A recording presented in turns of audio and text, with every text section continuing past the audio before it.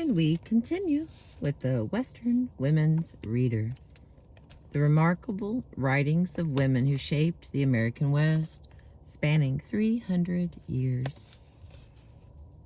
Helen Hunt Jackson, born 1830 through 1885. Helen Jackson devoted herself to righting the wrongs of the United States government in what she saw as the illegal seizure of Indian lands. She was an Easterner, born in Amherst, Massachusetts, in 1830. And in her early years, she was a friend of Emily Dickinson. She married in 1852, but within a decade, her husband and 2 young sons died, and Jackson was left to find a center for her energies and a way of supporting herself. Like other women of her time, she turned to writing, and before long, her poems and sketches appeared in virtually every Eastern magazine and newspaper of note. In 1875, she remarried a Westerner, William Sharpless Jackson, a banker and railroad promoter of Colorado Springs. When her first husband died, she began to write short pieces for the New York Evening Post, for The Nation, and for Hearth and Home, often publishing under the pseudonym Saxie Holm. When she remarried, she moved west to Colorado and learned of the U.S. government's treatment of the Indian tribes. When Helen Hunt Jackson wrote the novel Ramona, she was already well known for her nonfiction work, Century of Dishonor from 1881, which chronicled the plight of the Indians in the West. Jackson used writing as a political platform and her most effective form of speech, much the same way men ran for political office. In Ramona, she took on the struggle of the California Mission Indians, who eked out a meager existence on land left to them after court claims filed by white settlers had stolen most of what they once had. Moved by their plight, Jackson was indefatigable in her research into their claims, working at the Bancroft Library and with land office records in Los Angeles. A single event reported in the newspapers focused her attention. On March 24th, 1883, Juan Diego, a Cahuilla Indian, was murdered by Sam Temple, who turned himself in claiming self-defense. A justice of the peace and a 6-man coroner's jury ruled the shooting justifiable homicide. Jackson saw the event as comparable to a case where the murderer of a Winnebago Indian was freed because, said the press, only an Indian was killed. The injustice of Juan Diego's murder fired Jackson's imagination. She wrote her Western romance, Ramona, in the hope that it would result in political change. My life blood went into it, all I have thought, felt, and suffered for 5 years on the Indian question, Ramona, which Jackson meant to serve as a fictional counterpart to Century of Dishonor, became her best-known fictional work. Often dismissed as sentimental fiction, along the lines of Louisa May Alcott's Little Women, Ramona is nonetheless an important work of women's writing. In fact, Jackson aimed for the same sort of impact achieved by Stowe's abolitionist novel. If I could write a story that would do for the Indian 1,000th part of what Uncle Tom's Cabin did for the Negro, I would be thankful for the rest of my life. At the half Indian and half Scottish Ramona, in the half Indian and half Scottish Ramona, Jackson created a sympathetic, mixed blood heroine who illustrated both the nobility of non-Anglo cultures and the intolerance of mainstream American society. Ramona, although raised by a Spanish land grant family headed by the captain, falls in love with Alessandro Assisi, a Callahula Indian, and runs away with him. When Alessandro borrows an Anglo man's horse, he is summarily shot as a rustler. Alone, ill, and devastated by Alessandro's death, Ramona is rescued by the captain's son, Felipe, who has always loved her. They marry, and, unable to find acceptance of their interracial relationship in the United States, move together to Mexico. The novel had more than 300 printings and was made into a motion picture at least 3 different times, but Jackson's hope it would have any effect on government policies did not come to pass. The story of Ramona, however, may have done a good deal to gain public sympathy for Native peoples. All right, here we go. Helen Hunt Jackson's From Ramona, 1884.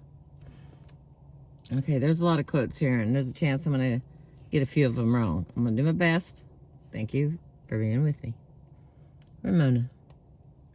I thought that the news about our village must have reached you, he said, and that you would know I had no home, and could not come to see to remind you of what you had said. Oh, señorita, it was little enough I had before to give you. I don't know how I dared to believe that you could come to be with me, but I loved you so much. I had thought of many things I could do, and, lowering his voice and speaking almost sullenly, it is the saints, I believe, who have punished me thus for having resolved to leave my people, and I take all I had for myself and you. Now they have left me nothing. And he groaned. Who? Cried Ramona. Was there a battle? Was your father killed? She was trembling with horror. No, answered Alessandro. There was no battle. There would have been, if I had had my way, but my father implored me not to resist. He said it would only make it worse for us in the end. The sheriff, too. He begged me to let it all go on peaceably and help him keep the people quiet. He felt terribly to have to do it. It was Mr. Rothsaker from San Diego. We had often worked for him on the ranch. He knew all about us. Don't you recollect, señorita? I told him about you. How fair he always was and kind, too. He has the biggest wheat ranch in Cajun. We've harvested miles and miles of wheat for him. He said he would have rather died almost than have had to do it. But if we resisted, he would have to order his men to shoot. He had 20 men with him. They thought there would be trouble, and well, they might. Turning a whole village full of men and women and children out of their houses? And driving them off like foxes? If it had been any man but Mr. Rothsaker, I would have shot him dead, if I had hung for it. But I knew if he thought we must go, there was no help for us. But Alessandro, interrupted Ramona, I can't understand who was it made Mr. Rothsaker do it. Who has the land now? I don't know who they are, Alessandro replied, his voice full of anger and scorn. They're Americans, 8 or 10 of them. They all got together and brought a suit. They call it up in San Francisco, and it was decided in the court that they owned all our land. That was all Mr. Rothsaker could tell about it. It was the law, he said, and nobody could go against the law. Oh, said Ramona. That's the way the Americans took so much of the Sonora's land away from her. It was in the court up in San Francisco. They decided that miles and miles of her land, which the general had always had, was not hers at all. They said it belonged to the United States government. They are a pack of thieves and liars, every one of them, cried Alessandro. They are going to steal all the land in this country. We might all just as well throw ourselves into the sea and let them have it. My father had been telling me this for years. He saw it coming, but I did not believe him. I did not think men could be so wicked, but he was right. All right, ... and then we continue. The sheriff's men were in great hurry. They gave no time. They said the people must all be off in 2 days. Everybody was running hither and thither. Everything out of the houses in piles on the ground. The people took all the roofs off their houses, too. They were made of the tule reeds, so they would do again. Oh, Senorita, don't ask me to tell you any more. It is like death. I can't. Ramona was crying bitterly. She did not know what to say. What was love in face of such calamity? What had she to give a man stricken like this? Don't weep, Senorita, said Alessandro drearily. Tears kill one and do no good. How long did your father live? Asked Ramona, clasping her arms closer around his neck. They were sitting on the ground now, and Ramona, yearning over Alessandro, as if she were the strong one and he the one to be sheltered, had drawn his head to her bosom, caressing him as if he had been hers for years. Nothing could have so clearly shown his enfeebled and benumbed condition as the manner in which he received these caresses, which once would have made him beside himself with joy. He leaned against her breast as a child might. He died only 4 days ago. I stayed to bury him, and then I came away. I have been 3 days on the way. The horse, poor beast, is almost weaker than I. The Americans took my horse, Alessandro said. Took your horse? Cried Ramona, aghast. Is that the law, too? So Mr. Rothsaker told me. He said the judge had said he must take enough of our cattle and horses to pay all it had cost for the suit up in San Francisco. They didn't reckon the cattle at what they were worth, I thought, but they said cattle were selling very low now. There were not enough in the village to pay it, so we had to make it up in horses, and they took mine. I was not there the day they drove the cattle away, or I would have put a ball into Benito's head before any American should ever have had him to ride. But I was over in Pachanga with my father. He would not stir a step for anybody but me, so I led him all the way, and then after he got there, he was so ill I never left him a minute. He did not know me anymore, nor know anything that had happened. I built a little hut of tule, and he lay on the ground till he died. When I put him in his grave, I was glad.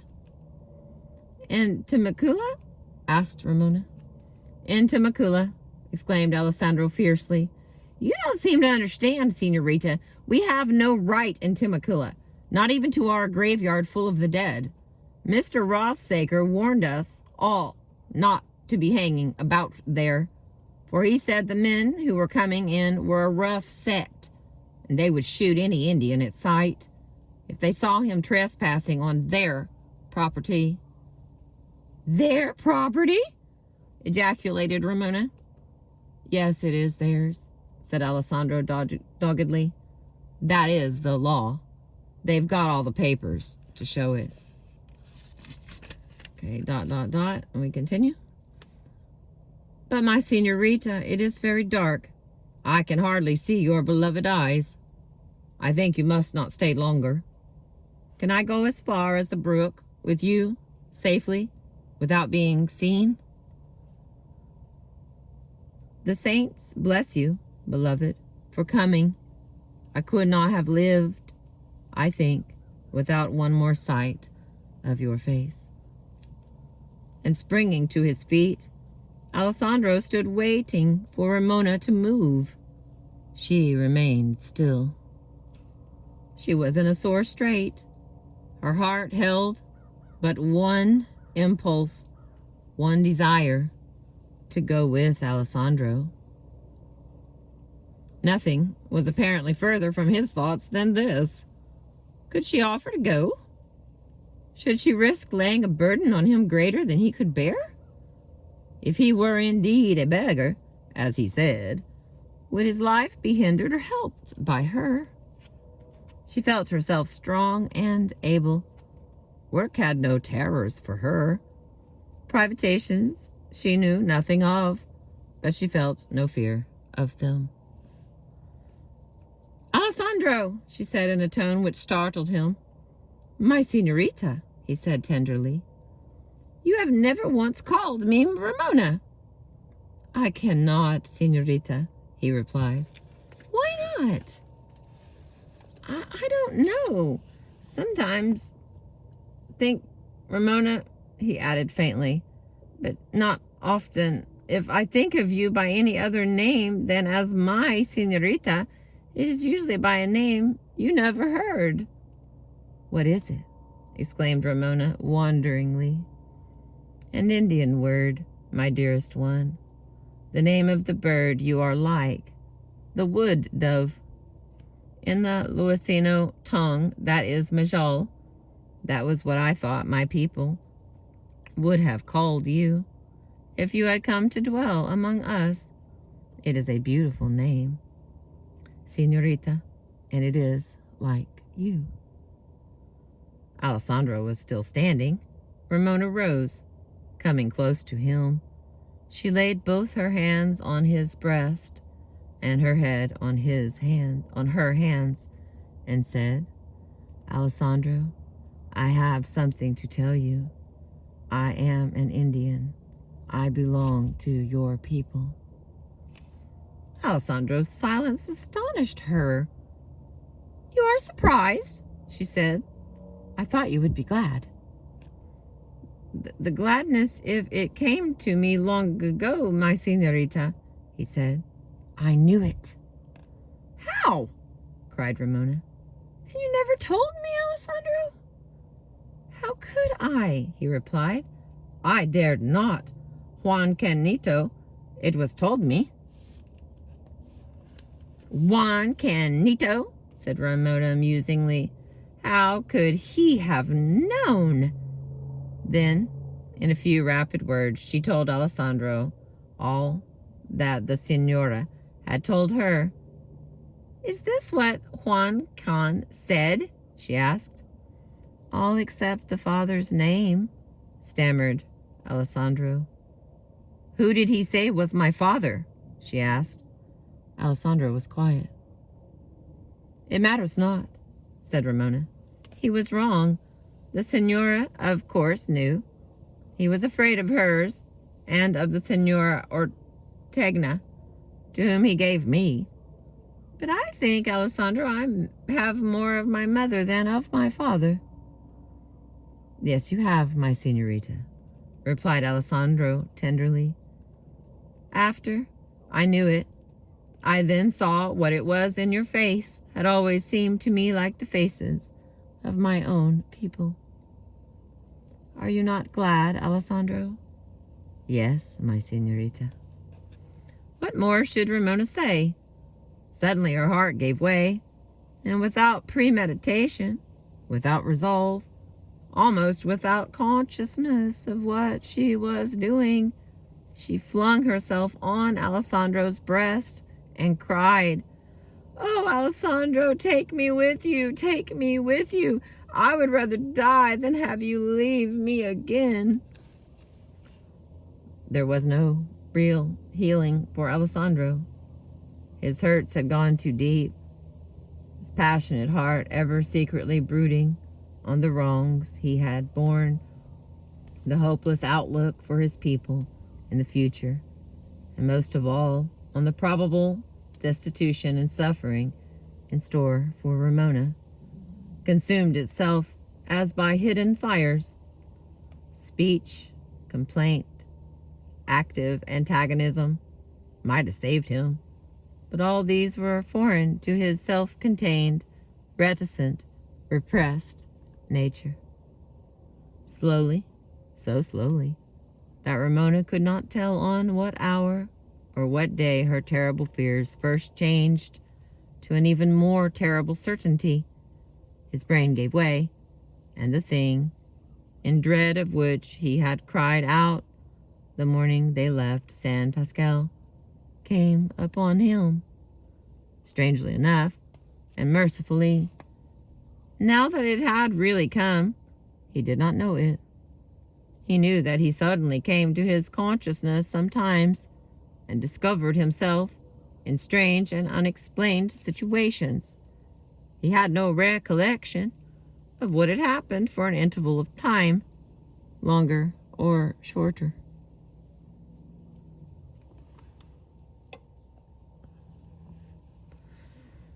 But he thought it was only a sort of sickness. He did not know that during those intervals his acts were the acts of a madman, never violent, aggressive, or harmful to anyone, never destructive. It was piteous to see how in these intervals his delusions were always shaped by the bitterest experiences of his life. Sometimes he fancied that the Americans were pursuing him, or that they were carrying off Ramona, and he was pursuing them. At such times he would run with maniac swiftness for hours, till he fell exhausted on the ground, and slowly regained true consciousness by exhaustion. At other times he believed he owned vast flocks and herds, would enter any enclosure he saw, where there were sheep or cattle, go about among them, speaking of them to passers-by as his own. Sometimes he would try to drive them away, but on being remonstrated with, would bewilderingly give up the attempt. Once he suddenly found himself in the road, driving a small flock of goats, whose he knew not, nor whence he got them. Sitting down by the roadside, he buried his head in his hands. "What has happened to my memory?" he said. "I must be ill of a fever." As he sat there, the goats of their own accord turned and trotted back into a corral nearby, the owner of which stood laughing on his doorsill. And when Alessandro came up, said good-naturedly, "All right, Alessandro, I saw you driving off my goats, but I thought you'd bring 'em back." Everybody in the valley knew him and knew his condition. It did not interfere with his capacity as a worker. For the greater part of the time, he was one of the best shearers in the region, the best horse breaker, and his services were always in demand, despite of the risk there was of his having at any time one of these attacks of wandering. His absences were a great relief to Ramona, not only from the loneliness in which it left her, but from the anxiety she felt lest his mental disorder might at any time take a more violent and dangerous shape. This anxiety was all the more harrowing because she must keep it locked in her own breast, her wise and loving instinct telling her that nothing could be more fatal to him than the knowledge of his real condition. More than once he reached home, breathless, panting, the sweat rolling off his face, crying aloud, "The Americans have found us out, mashallah. They were on the trail. I baffled them. I came up another way."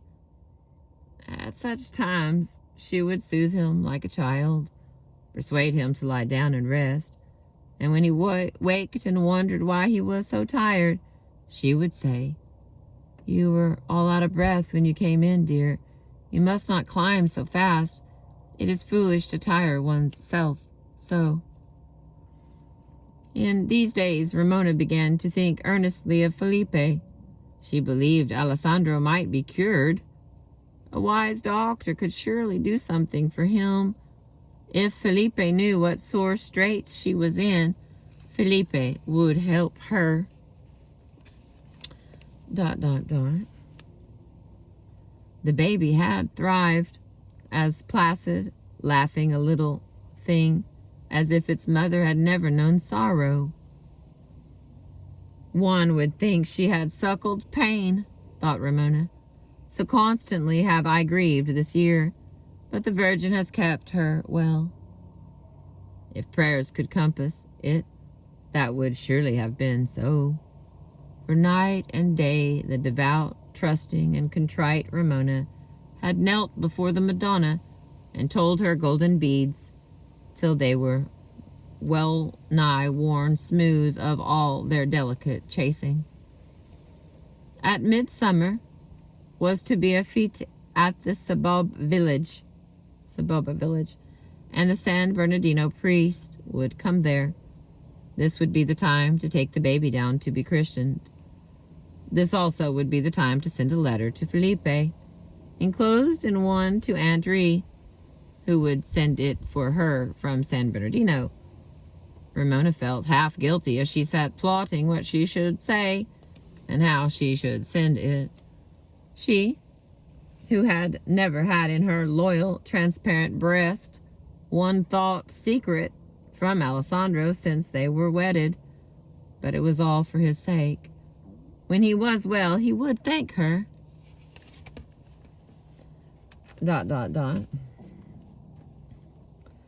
All her preparations were completed, and it was yet not noon. She seated herself on the veranda to watch for Alessandro, who had been 2 days away and was to have returned the previous evening to make ready for the trip to Saboba. She was disquieted at his failure to return at the appointed time. As the hours crept on and he did not come, her anxiety increased. The sun had gone more than an hour past the mid-heavens before he came. He had ridden fast. She had heard the quick strokes of the horse's hooves on the ground before she saw him.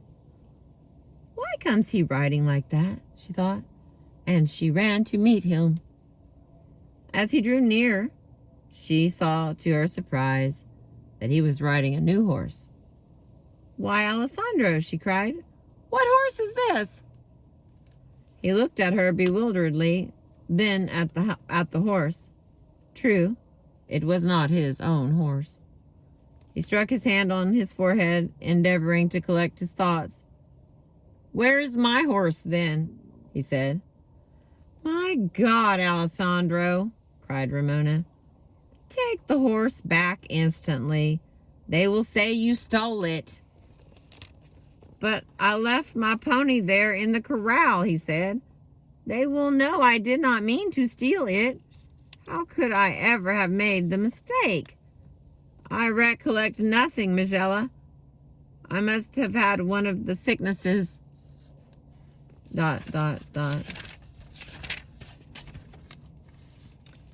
When she went into the house, Alessandro was asleep.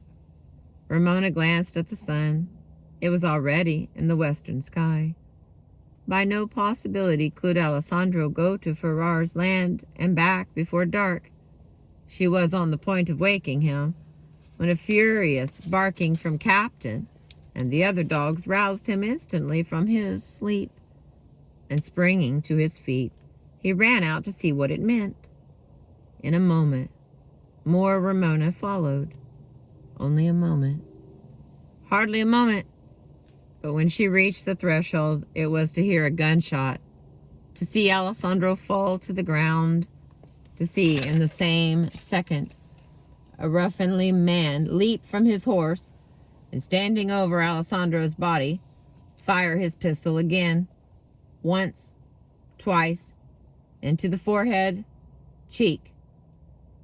Then with a volley of oaths, each word of which seemed to Ramona's reeling senses to fill the air with a sound like thunder, he untied the black horse from the post where Ramona had fastened him, and leaping into the saddle again, galloped away, leading the horse. As he rode away, he shook his fist at Ramona, who was kneeling on the ground, striving to lift Alessandro's head and to staunch the blood flowing from the ghastly wounds. "That'll teach you damned Indians to leave off stealing our horses," he cried, and with another volley of terrible oaths, was out of sight. With a calmness which was more dreadful than any wild outcry of grief, Ramona sat on the ground by Alessandro's body and held his hands in hers. There was nothing to be done for him. The first shot had been fatal, close to his heart. The murderer aimed well. The aftershots with the pistol were for mere wanton brutality. After a few seconds, Ramona rose, went into the house, brought out the white altar cloth, and laid it over the mutilated face. As she did this, she recalled words she had heard Father Salvadera quote as having been said by Father Junipero when one of the Franciscan fathers had been massacred by the Indians at San Diego. "Thank God," he said, "the ground is now watered by the blood of a martyr." ...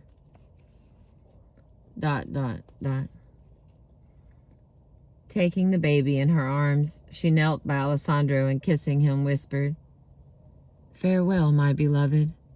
I will not be long gone. I go to bring friends." As she set off, swiftly running, Captain, who had been laying by Alessandro's side, uttering heart-rending howls, bounded to his feet to follow her. "No, Captain," she said, and leading him back to the body, she took his head in her hands, looked into his eyes, and said, "Captain, watch here."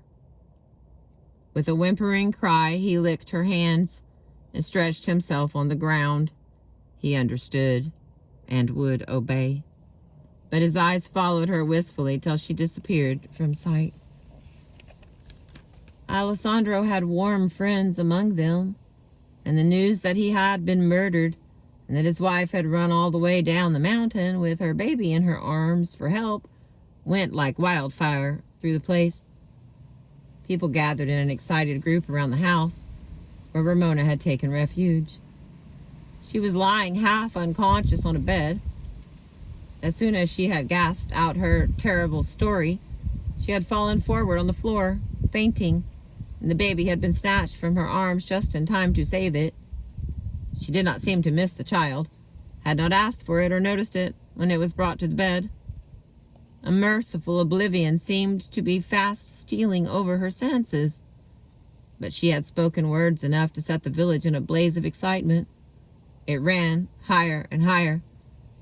Men were everywhere mounting their horses, some to go up and bring Alessandro's body down, some organizing a party to go once to Jim Ferrar's house and shoot him. These were the younger men, friends of Alessandro. Earnestly, the aged captain of the village implored them to refrain from such violence. "Why should 10 be dead instead of 1, my sons?" he said. Will you leave your wives and your children like this? The whites will kill us all if you lay hands on the man. Perhaps they themselves will punish him. ...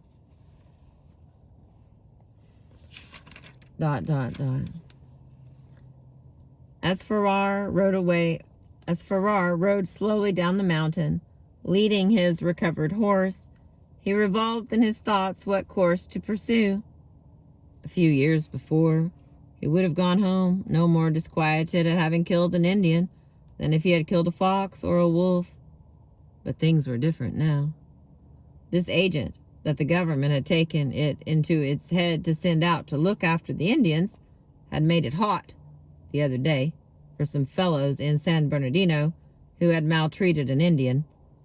He had even gone so far as to arrest several liquor dealers for simply selling whiskey to Indians. If he were to take this case of Alessandro's in hand, it might be troublesome. Farrar concluded that his wisest course would be to make a show of good conscience and fair dealing by delivering himself up at once to the nearest justice of the peace as having killed a man in self-defense. Accordingly, he rode straight to the house of the Judge Wells, a few miles below Saboba, and said that he wished to surrender himself as having committed justifiable homicide on an Indian or Mexican, he did not know which, who had stolen his horse. He told a plausible story.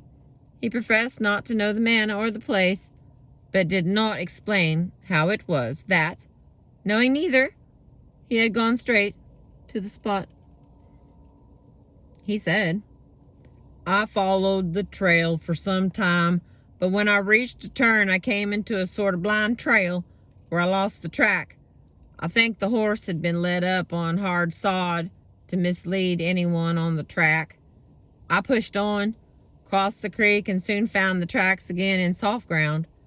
This part of the mountain was perfectly unknown to me and very wild. Finally, I came to a ridge from which I looked down on a little ranch. As I came near the house, the dogs began to bark, just as I discovered my horse tied to a tree.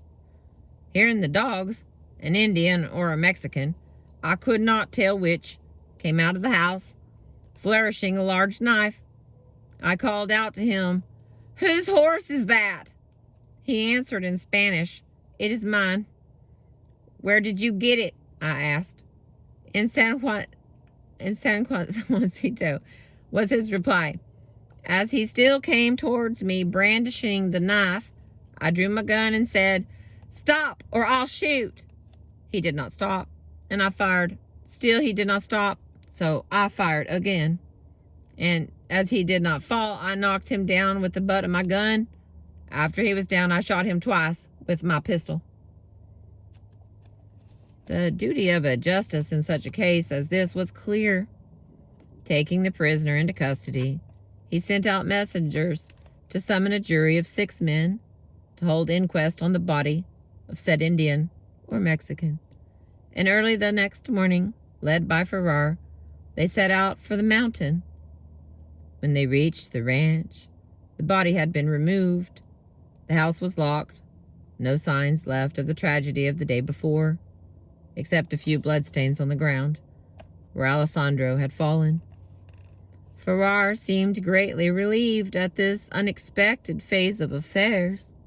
However, when he found that Judge Wells, instead of attempting to return to the valley that night, proposed to pass the night at a ranch only a few miles from the Calahula village, he became almost hysterical with fright.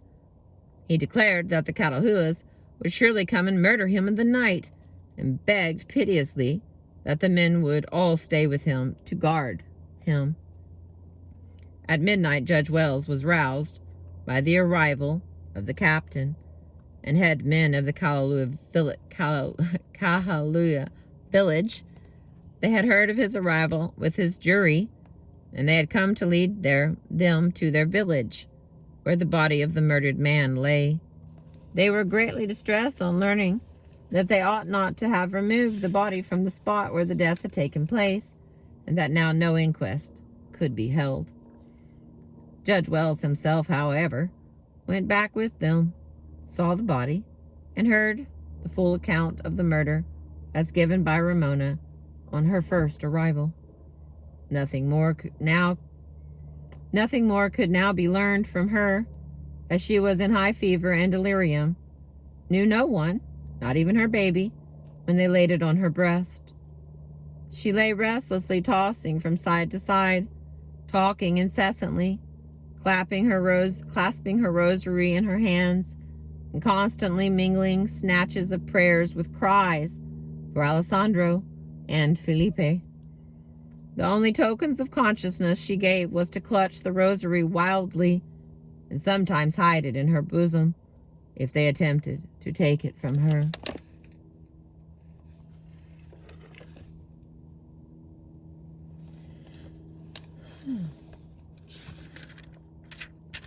We're on the last page. Stay with me, babes.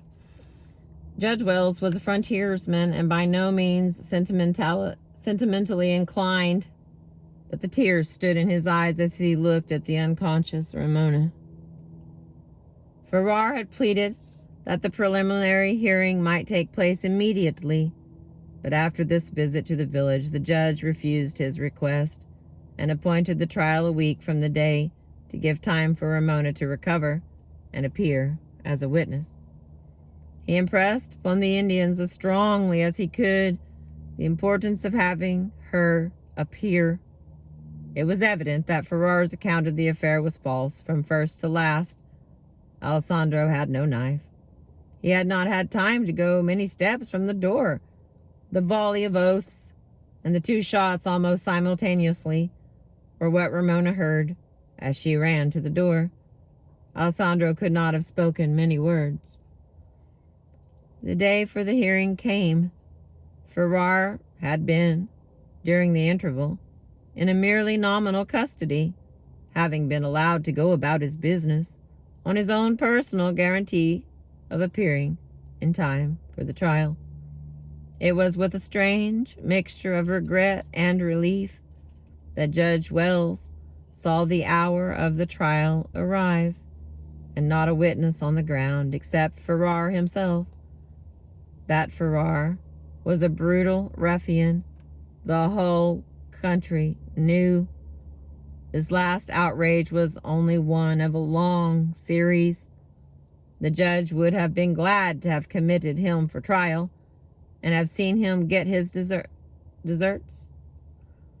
But San Jacinto Valley, wild, sparsely settled as it was, had yet as fixed standards and criterions of popularity as the most civilized of communities could show, and to betray sympathy with Indians was more than any man's political head was worth.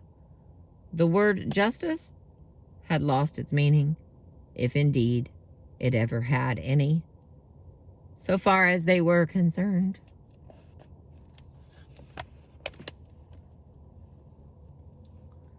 I'm going to show you a picture here. Let's see if it'll come in clear.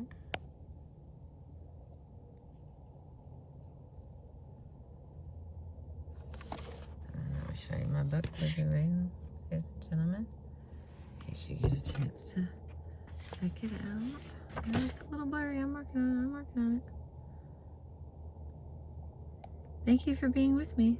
I appreciate you.